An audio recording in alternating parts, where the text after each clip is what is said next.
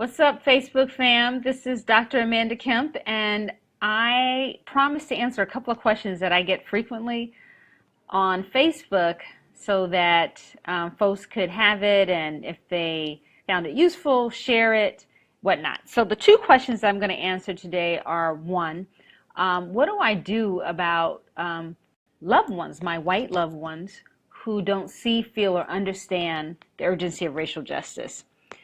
So here's what I want to say about this.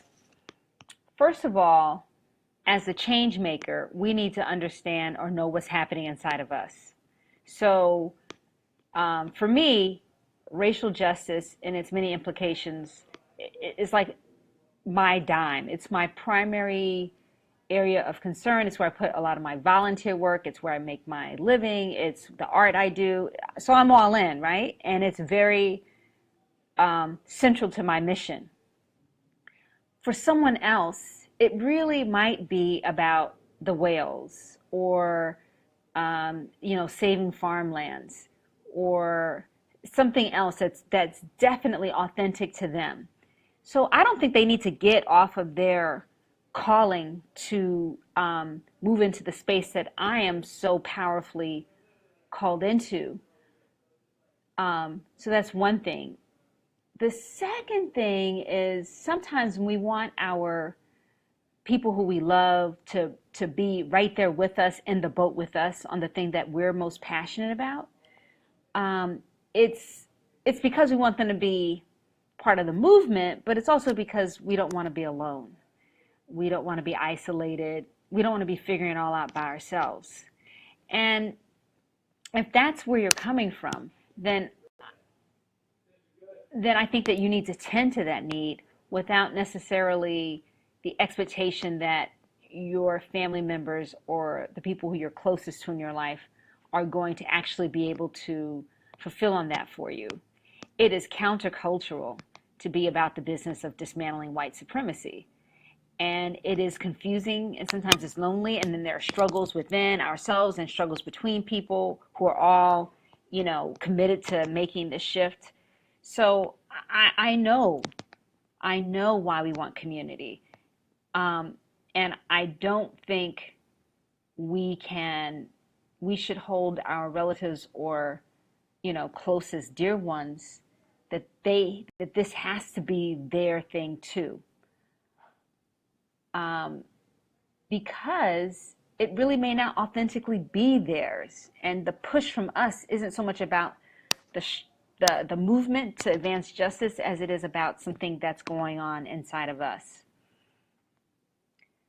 Another thing I'll say about this, though, because as a lot of people know, I'm in an interracial marriage, and it is fundamental to our partnership that my partner engage with this, but not in the way that I do. My partner is a musician, and that is definitely his world. It's his dime. It's his expression. So he's never going to do exactly what I do. And, he won't necessarily have the expertise that I have. But because I'm bringing my learnings into my relationship, I want him to be able to listen and engage with me. And so maybe if you're asked who your relatives or close ones who are fulfilling on their mission in other ways, to engage with you, to let them know what you're thinking about, maybe to suggest shorter things that they could read, or attend an event with you without making it about somehow they have to completely embrace what's most important to you. And the last thing I'll say, and this is really for all of us, I'm speaking from my heart and from my experience, when we have a lot of angst and despair and anger without a lot of joy and humor and peace, we are not in a space that really attracts people in to our organizations or our, discussion groups or our movements.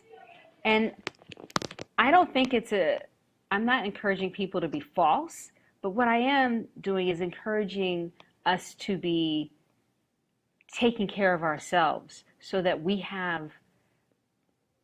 cultivate our own seeds of joy. Because what attracts people to dismantle something or to transform our society or our organization or our church or our families, what attracts people to be a part of that isn't necessarily um, is it our sensation of being burnt out or fed up? You know what I mean? So if we're watering our own seeds of joy, we are showing a way that you can stand for racial justice and whole community and be whole in the process. So we're not going to wait until we get there before we um, are being kind, or until we're not going to wait until we have a revolution before we are going to um, be inclusive. Do you see what I mean? It's like we have to be we have to be the change before we get there. And it's a long-term proposition. So I think we need to do that inner work as we're doing the outer work, and then our loved ones will be attracted to us. Okay, so that's the answer to that one question. And secondly, so why do people of color need their own spaces? I am 50, and I am shocked that I'm still asked this question. It seems so obvious to me, and I'm sure it's obvious to many, maybe most people of color, I don't know. But basically, if you are white and you're asking this question, I want you to notice what's happening inside your body when you encounter a group that's saying it's for women of color only, or it's for people of color, or it's for people of African descent. I want you to just notice what's happening inside your body. What happens to your breath? You know, what are you feeling in your stomach or your heart? And the reason why I want you to look at yourself, because I could tell you some facts, or I could say, give you a perspective as a Black woman who's been part of many Black organizations.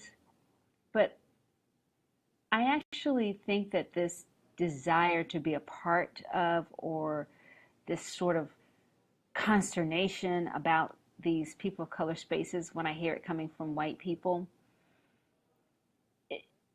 I think it's about feeling excluded or feeling not wanted. And I also think it's about whiteness demanding to be let in wherever it wants to be let in.